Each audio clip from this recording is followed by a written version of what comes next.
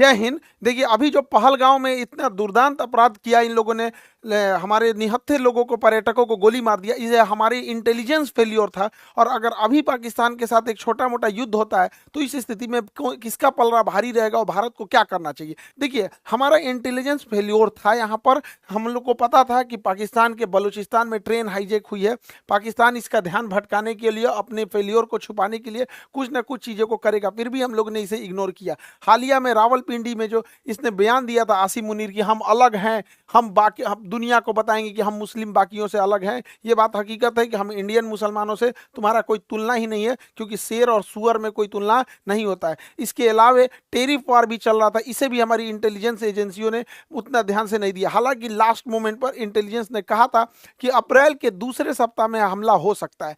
अप्रैल की जब दूसरे सप्ताह में हमला की इतनी सटीक जानकारी थी, फिर भी जब यहाँ पे पर्यटक थे, यहाँ पर इस बसरान घाटी में, यहाँ पर एक भी हॉस्पिटल नहीं था, ना ही एक कोई पुलिस का जवान था, ना ही कोई मिलिट्री थी यहाँ पर। इसके अलावे जब यहाँ पे दुर्घटना हुई, जब आतंकवादियों ने गोली मारा, तो उस समय लगभग आधे घंटे बाद नीचे से आर्मी आ रही है या फिर पुलिस आ रही है। आधा घंटा में तो कोई पर्यटक को तो गोली वगैरह चलाने आता नहीं है, और ये पूरी घाटी खाली थी, कहीं छुपने का भी जगह नहीं था, वहां आराम से गोली मार दिया गया। कुछ लोगों की तो मृत्यु केवल ब्लड लॉस की वजह से हो गई, क्योंकि एम्बुलेंस भी 1.5 घंटा बाद आई थी। तो वहां जब इतने बड़े पर्यटकों का स्थल था, इतने हजारों की संख्या में पर्यटक थे, तो सरकार क्या कर रही थी? आखिर इतना इंटेलिजेंस मिलने के बाद भी अगर ये आपका भी फेल्योर है, तो सरकार कितने लोगों को सस्पेंड की? हालांकि गवर्नमेंट कई बार क्या होता है, ऐसे लोगों में सस्पेंड नहीं करती, क्योंकि गवर्नमेंट का गलती उजागर हो जाती है। लेकिन आपका गलती उजागर ना हो, इसके लिए आप किसी को सस्पेंड नहीं कीजिएगा, तो आगे फिर ऐसी घटनाएं होंगी यहाँ पर, और इस घटनाओं को ये सब फिर से दोहराएंगे सब। देखिए, इसमें करना क्या चाहिए, बिना लोकल के सपोर्ट के ये नहीं हुआ होगा। तो जो लोकल इनके स्पाई के रूप में काम कर रहे थे, उन्हें सेना जो है पब्लिकली सजा दे, सबके सामने जितनी कठोर सजा हो सकती है उतनी कठोर सजा दो। लेकिन वैसे कश्मीरी जिन्होंने पूरे तन मन से भारत के लिए अपना जान तक इन्होंने निछावर कर दिया, ऐसे कश्मीरी का रिस्पेक्ट होना चाहिए। चाहे वो कोई भी कश्मीरी भाई हो, चाहे वो नजाकत अली हो जो टूरिस्ट गाइड का काम कर रहे थे, लगभग 11 लोगों को बचाएं, चाहे वो माजिद खान ड्राइवर हैं जिन्होंने लगभग 6 लोगों को बचाया, चाहे सैयद हुसैन आबिद हो जो लड़ते लड़ते शहीद हो गए, आतंकवादियों से M4 राइफल छीन लिए, ऐसे लोगों का भी सम्मान होना चाहिए। हालांकि मीडिया में ये सब चीज़ों को दब गए हैं, क्योंकि जब ये दिखाएंगे तो पाकिस्तानियों का भी मनोबल टूटेगा। पहले ऐसे लगता था पाकिस्तानियों को कि कश्मीर के सारे लोग पाकिस्तान का साथ देंगे, अब ऐसा नहीं है। हम तो महाराष्ट्र सरकार का भी धन्यवाद देते हैं, एकनाथ शिंदे जी का, जिन्होंने ऐलान किया है कुछ पुरस्कार राशि देने के लिए ऐसे परिवार को, और इनका टूटा हुआ मकान भी बनाने की वो बात कहे हैं। देखिए, इस बार का मामला थोड़ा अलग था। जब ये हमला हो रहा था, तो इससे काफ़ी दूर श्रीनगर है, इससे काफ़ी दूर श्रीनगर का लाल चौक का एरिया हमेशा चहल पहल रहता है। लेकिन वो एक हफ्ते तक श्रीनगर की सड़क शटर डाउन रहा, ये दिखाने के लिए कि ये लोग इस घटना में शहीद हुए लोगों की श्रद्धांजलि दे रहे हैं। और जमा मस्जिद के इमाम ने भी पूरे खुल के मंच से भी कहा था कि इस तरह की किसी भी घटना को पाकिस्तान अगर अंजाम देता है तो इस सब चीज़ों को कभी एक्सेप्ट नहीं किया जाएगा। तो इस बार भारत में इस चीज़ों को एकता देखने को मिली है। लेकिन जो लोग इसमें शहीद हुए हैं, चाहे वो पर्यटक हैं, चाहे जो वहाँ के लोकल लोग हैं, उनको भी गवर्नमेंट को सोचना पड़ेगा। तो इनको भी कश्मीर के एरिया में कुछ बागान होंगे, जैसे ड्राई फ्रूट के बागान हो सकते हैं, केसर के हो सकते हैं, या फिर सेब के हो सकते हैं, तो गवर्नमेंट इन्हें अलॉट कर सकती है, या गवर्नमेंट इन्हें पुरस्कार दे सकती है, जिससे कि बाकी के लोग प्रेरित हो गए। कोई DM SP क्यों बनना चाहता है? क्योंकि देखता है कि समाज में उसकी इज्जत है। तो ऐसे लोग जो इस तरह से, जो पहाड़ पे चला नहीं जाता है, अपने पीठ पे लेकर बच्चे को लेकर भागे हैं लोग, ऐसे लोग को जब हम समाज में पुरस्कृत देंगे तो बाकी लोगों को भी प्रेरणा मिलेगी, लोग पत्थर चलाना छोड़ के ऐसे कामों में आएंगे। सरकार को इसमें भी ध्यान देना चाहिए। और जो ये बहन को सोचिए क्या बीत रहा होगा, ऐसे शहीद हो गए जो यहाँ पर, इन लोगों को कश्मीर में ये घूमने आए थे पर्यटक बनकर, लेकिन यहाँ पर इन लोगों को एक एरिया सरकार को अलॉट कर देना चाहिए कि ये उन्हीं लोग के लिए एरिया अलॉट रहेगा। जो लोग यहाँ पे शहीद हुए हैं उनके परिवार के लिए ये एरिया अलॉट कर दिया जाएगा। और हर साल 22 अप्रैल को हर साल बड़ी संख्या में पर्यटक फिर उसी जगह पर जाएं, और उसी घाटी पे जहाँ पे आतंकवादियों ने गोली चलाया था, वहां हम लोग दोबारा खड़े होकर लाखों की संख्या में तिरंगा झंडा लेकर भारत माता की गान गाएं और अपना राष्ट्र गान गाएं, और ये दिखा सके आतंकवादियों को कि तुम्हारे गोलियों से हम डरने वाले नहीं हैं, हमारे हौसले अभी भी बुलंद है, तुम्हारे कायराना हरकत से हम नहीं है, औकात है तो हमारी इंडियन आर्मी से लड़ लो यहाँ पर। अब हम लोग को समझना पड़ेगा कि ये आतंकवादी सब चाहते क्या है, ये आतंकवादी क्या चाहते हैं। तो देखिए, ये आतंकवादी अगर चाहता तो इनको गोली मार दिया, इनकी वाइफ को भी मार सकता था, लेकिन नहीं मारा। कहा कहा कि तुम मतलब पूछा कि हिंदू हो कि मुस्लिम हो, धर्म पूछ के मारा। ये जानता था कि ये बात जब समाज में जाएगी तो ये इन आतंकवादियों का मकसद है कि भारत को इंटरनल तोड़ दिया जाए। देखिए एक्सटर्नल लड़ाइयाँ हम लड़ सकते हैं, इंटरनल टूट जाएंगे तो बड़ा मुश्किल हो जाता है। तो जानबूझ के गोली मार दिया और इन्हें छोड़ दिया ताकि समाज में ये बात फैले, ताकि एक दूसरे से नफरत बहुत ज्यादा फैले। लेकिन उसी समाज में ये नहीं जान रहा था, जैसे आबिद जैसे लोग भी थे, उसी समाज में नजाकत अली जैसे लोग भी थे जिन्होंने इन पर्यटकों को निकालने का काम किया। और इतनी बड़ी घटना में जहां पर मेजॉरिटी कम्युनिटी हिंदू है भारत में, और पूछ कर कि तुम हिंदू हो कि नहीं, और गोली मारा गया, फिर भी इस समाज में, इस देश में एक भी दंगा होने नहीं दिया गया। जो बताता है कि हमारा समाज, हमारी संस्कृति, हमारे भारत और सनातन संस्कृति में जो ये जो चीजें हैं, इतना इन सबों की तरह नफरती ये जो आतंकवादी बढ़ रहे हैं सब, इन सबको तो वर्दी पहनने का भी अधिकार नहीं है। इन लोगों को बताइए धर्म जाति पूछ के कौन हत्या करता है किसी का? तो ये यही चाहता है कि हम लोग इंटरनल डिस्प्यूट में फंस जाए। दूसरा क्या चाहता है? कोई ना कोई तो इसका मकसद होगा। दूसरा ये चाहता है कश्मीर से पर्यटक हट जाए, इसीलिए ताकि कश्मीर में बेरोजगारी बढ़ जाए, महंगाई बढ़ जाए, तो युवाओं को अपनी ओर ये खींच सकता है। लेकिन हम लोगों को आगे प्रयास करना पड़ेगा और सरकार को भी, ताकि पर्यटन में कभी भी कमी आने नहीं दिया जाए। क्योंकि कश्मीर में जब से पर्यटन बढ़ा है, 370 हटा है, तो जो कश्मीरी को ये लोग 10,000 12,000 दे के पत्थर चलवाते थे, आज वो कश्मीरी पर्यटक में कोई नाव ले जा रहा है, कोई गाइड बना हुआ है, कोई घोड़े से किसी को घुमा रहा है, कोई अपना वहां दुकान चला रहा है। ऐसे करके कोई भी कश्मीरी छोटा मोटा बिजनेस करके 25-30 हजार रुपये अपने कमा रहे हैं।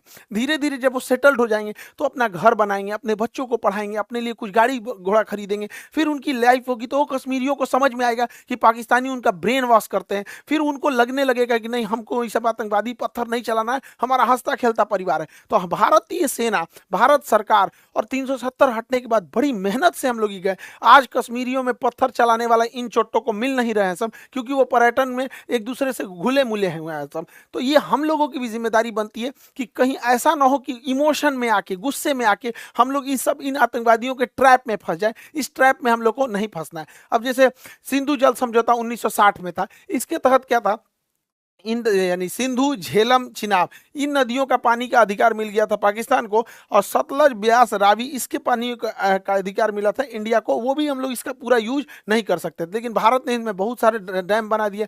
सलाल डैम, बेलगिहार, दुलहस्ती, किशन गंगा परियोजना, कई सारे डैम बना दिया।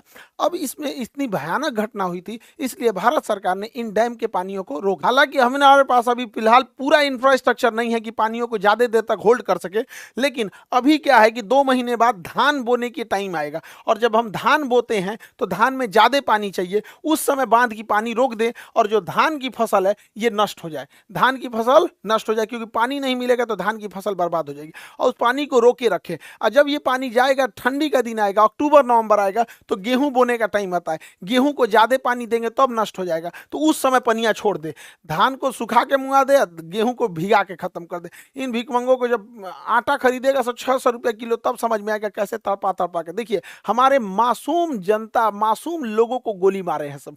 जो पर्यटक थे, इन्होंने कोई गलती नहीं किया, तो उन्हें मारे थे सब यहाँ पर। इसलिए हम लोगों का भी ये कर्तव्य बनता है कि सूद समेत उनको लौटा दिया जाए। बच्चा बच्चा पूछे कि अब्बा, पापा, मम्मी, आटा इतना महंगा क्यों हो गया, तब समझ जाएगा कि पानी रोक दिया है भारत वहां पर। ये करना चाहिए। और यहाँ पर बांध का इंफ्रास्ट्रक्चर बना के इन बांध को रेगिस्तान में, राजस्थान के थार मरुस्थल में इंदिरा गांधी के पैरेलल कई नहरें बना के रेगिस्तानी एरिया में भर देना चाहिए। यहाँ के रेगिस्तान में रहने वाले लोगों को पानी की बहुत किल्लत होती है, तो हम ये पानी अपने दुश्मन देश को क्यों दे, जब हमारे पास इंफ्रास्ट्रक्चर यहाँ, हालांकि हमारे पास अभी इतना इंफ्रास्ट्रक्चर नहीं है, लेकिन ये लॉन्ग टाइम है, रेगिस्तान में हम लोग को इन पानियों को भेज देना चाहिए। और जो भी पानी जो यहाँ पाकिस्तान जा रहा है, उसको जब हम इधर डाइवर्ट करेंगे, तो इस एरिया में, पंजाब और राजस्थान की इस एरिया में जो कागज उद्योग है, लुगदी उद्योग है, कार्टून बनता है, कागज बनता है, ये सब में सबसे ज्यादा पानी की खपत होती है। 2014 यूपीएससी में क्वेश्चन पूछा था कि सबसे ज्यादा पानी की खपत किसमें होती है, कागज एवं लुगदी उद्योग, ऑप्शन बी पे लिखा हुआ था।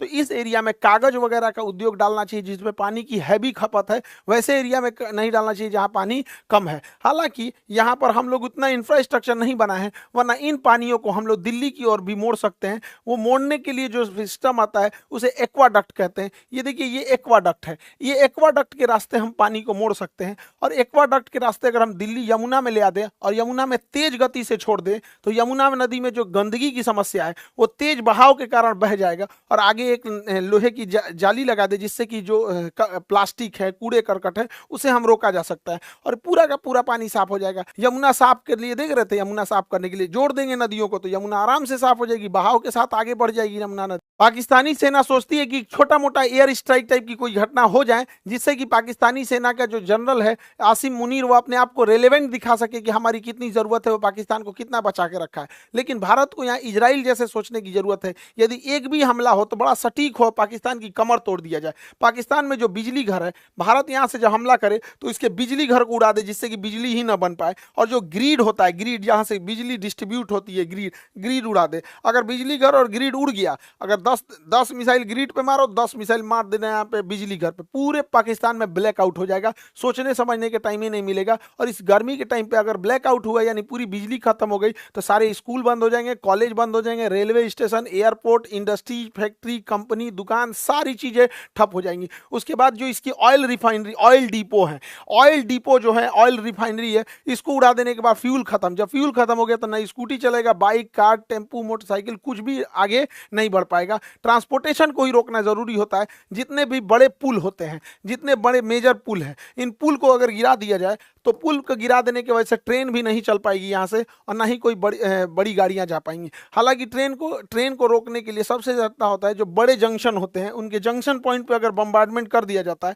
तो ट्रेन का आवाजाही बंद हो जाता है। तो भारत सरकार को स्ट्रेटेजिकली हमला करना पड़ेगा और नीचे से नौसेना का ब्लॉकेज लगा देना है और ऊपर से धो देना है, ताकि अगर 2 दिन के लिए भी सर्जिकल स्ट्राइक होता है तो इसका बहुत लंबा इंपैक्ट पाकिस्तानी अर्थव्यवस्था में दिखना चाहिए कि अगले 10 साल तक पाकिस्तान उसकी भरपाई ही करते रह जाए। देखिए, कश्मीर से ही ज्यादा घुसपैठ इस होने का एक बड़ा कारण ज्योग्राफिकल टेरेन है। वहां ज्योग्राफी की जो बनावट है, एक पहाड़ है, उबड़ खाबड़ है और इसमें इतने घने जंगल है, इतना घना जंगल है कि हाथी छुप जाती है इन जंगलों के बीच में। तो इसके बीच में आतंकवादी को छुपना तो बड़ा ईजी है। तो भारत सरकार को और सेना को एक कड़ा एक्शन लेना पड़ेगा। पर्यावरण जाए साइड में, यहाँ पे पहले देश की सुरक्षा जरूरी है।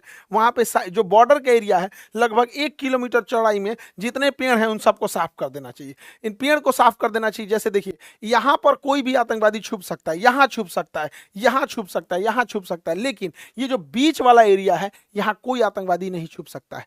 तो ऐसे जो एरिया है बॉर्डर से सट के लगभग 1 से 2 किलोमीटर की चौड़ाई में पूरा साफ कर देना चाहिए जंगल। लेकिन दिक्कत यह है कि अगर साफ कर देंगे तो कोई भी आएगा तो दिख जाएगा, तो ये तो ठीक है, लेकिन दोबारा जंगल उग जाएंगे। तो ऐसे क्या किया जाता है, एक सीमेंट ब्लैंकेट आता है, सीमेंट का कंबल होता है, उसको बिछा दिया जाता है, उसके ऊपर पानी का फुहारा मार दिया जाता है। तो बरसात से पहले बिछा दे, पानी का फुहारा मारेंगे, सट जाएगा, जमीन पकड़ लेगा, फिर उसके ऊपर कोई चीज नहीं उगेगा। तो 1.5-2 किलोमीटर खाली हो गया, कोई आए दंदना दो यहाँ पर। लेकिन ये क्या करेंगे सर, फिर सुरंग खोद के अंदर से आएंगे सर, थोड़ा पैसा लगेगा। एक ड्रेजिंग मशीन आती है, जितना गहरा खोदना है उतना गहरा ये खोद सकती है, ये खोदते हुए आगे बढ़ती है। तो ऐसे क्या है कि जहां तक, क्योंकि सुरंग खोदेंगे सब, मिट्टी से खोद सकते हैं सब, तो बॉर्डर के पास इन ड्रेजर मशीनों को लगा के पूरी ड्रिलिंग कर दे और उसमें सीमेंट, रीइंफोर्समेंट सीमेंट छत डाल के और ढलैया करते हुए चले जाए। यहाँ पर अडानी के पास तो सीमेंट की कमी है ही नहीं है, सरकार उससे लेके और डाल दे यहाँ से वहां तक पूरा अंदर अंदर दीवार टाइप का, क्योंकि नीचे से सुरंग में भी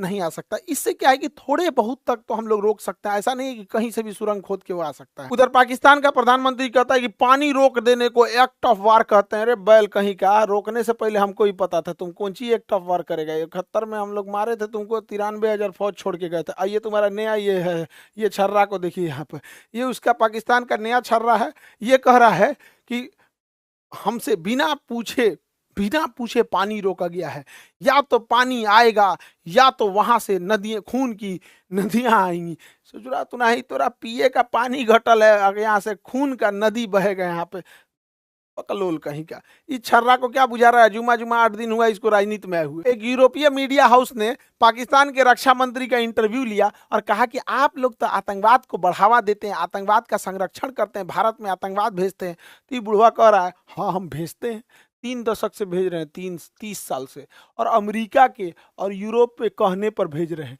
ये बेचारी अंग्रेज पत्रकार थी, रे बकलोलिया, इसका तो मोए मोए हो गया। पूरा थुथुरे लटक गया इसका। ये सोची थी कि हम पाकिस्तान की बेइज्जती करेंगे, इसी का बेइज्जती कर दिया। इन बैलों, ये बुढ़वा के भरोसे मत रहना, ये डूबते जहाज है सब, कई आदमी को लेकर डूबेंगे सब। बेचारी के चेहरे उतर गया यहाँ पे। ये क्या कह रहा है कि हम भारत पर परमाणु बम मार देंगे। तुम पहले भारत पे परमाणु बम मारोगे तो क्या ऐसे तो चला के तो मारोगे नहीं परमाणु बम? किसी जहाज से लेके आएगा, मिसाइल से ले आएगा मारने के लिए, ऐसे तो ले आके नहीं सीधा ने पटक देगा। तो हमारे पास S-400 है। तुम्हारा जहाज उड़ने से पहले, बुढ़ऊ समझ में आ गया चचा, जहाज उड़ने से पहले S-400 को पता चल जाता है। अगर 400 किलोमीटर के दायरे में कोई जहाज जैसे टेक ऑफ करता है पता चल जाता है, मार के गिरा दिएगा। दूसरा, ये बुढ़वा क्या कहता है ये बुढ़वा कह रहा है कि हम 130 गो मिसाइल परमाणु बम मारेंगे। अरे बैला कहीं का, तुम भारत को मारने के लिए 130 को परमाणु बम चलाएगा? पूरा एशिया उड़ाना है क्या रे? ये बुढ़ा सठिया गया है। इसको पूरा एशिया, हम लोग को कोई जरूरत नहीं है 130 परमाणु बम चलाने की। हम लोग के लिए 5 गो एनफ है। इधर ग्वादर, इधर कराची, इस्लामाबाद, मुल्तान, लाहौर, पेशावर, यही 5-6 गो है, ये है काम खत्म। यहाँ 130 गो चलाएगा ये बैल कहीं का। देखिए, भारत सरकार को टेक्टिकली सोचना पड़ेगा कुछ खुफिया तरीके से। देखिए, जो बंदूक की गोलियां होती हैं, अगर इनमें हम साइज थोड़ा सा बड़ा कर दे तो बंदूक के अंदर ही फट जाएगी। तो हम लोग जो पाकिस्तानी जो कश्मीर में गोलियां स्मगलिंग कर रहा है, उसके चेन में घुसना पड़ेगा। हमारी इंडियन आर्मी का एक कवर्ड ऑफिसर उस चेन में घुस जाए गोलियों की सप्लाई वाले में, और उन्हीं 1,000 गोलियों के बीच में एक ऐसी गोली डाल दे जिसका साइज थोड़ा सा बड़ा हो। अगर थोड़ा सा साइज बड़ा हो तो बंदूक के अंदर ही फट जाएगा। नहीं तो इन गोलियों को गर्म करके बेच दे। पानी में उबाल देने के बाद इसके अंदर का बारूद काम नहीं करता है, उसके बाद ये गोली चलाएगा तो ठक ठक बोलेगा, गोली नहीं निकलेगा। तो धीरे धीरे धीरे धीरे कैसे नकली नोट मार्केट में आ जाता है तो पता नहीं चलता है। उसी तरह नकली गोलियां पहुंचा देना है, जो साइज में बड़ी हो तो बंदूक फाड़ देगी, नहीं तो उबला हुआ रहेगा। पानी में उबाल देंगे, उसके बाद सुखा देंगे तो पता कौन चीज चलेगा कि अंदर का बारूद काम नहीं कर रहा है। 1,000 के बीच में से 100 गो गोली ऐसे ही ना निकाल दे तो ये हो जाएगा। लेकिन हम तो कहते हैं सरकार से कि एक छोटे साइज का नैनो चिप बनाइए, माइक्रो चिप बनाइए, जो जीपीएस सिग्नल दे सके, जीपीएस सिग्नल दे सके, और इन बंदूक के पीछे बट में या कहीं पे भी उसको इंस्टॉल कर दे। उस जीपीएस सिग्नल देने वाले को जहां भी इंजीनियर देखे, सब कोई सुटेबल जगह, उसके जगह पे उसको इंस्टॉल कर दे, और स्मगलर के थ्रू, अपने ही स्पाई खुफिया एजेंसी के थ्रू उन आतंकवादियों में बंटवा दे राइफल। अब ये ससुरा राइफलवा में जीपीएस लगल है, अभी जहां जहां आतंकवादी जाएगा सब ना, वो जीपीएस ट्रैक करते रहेगा।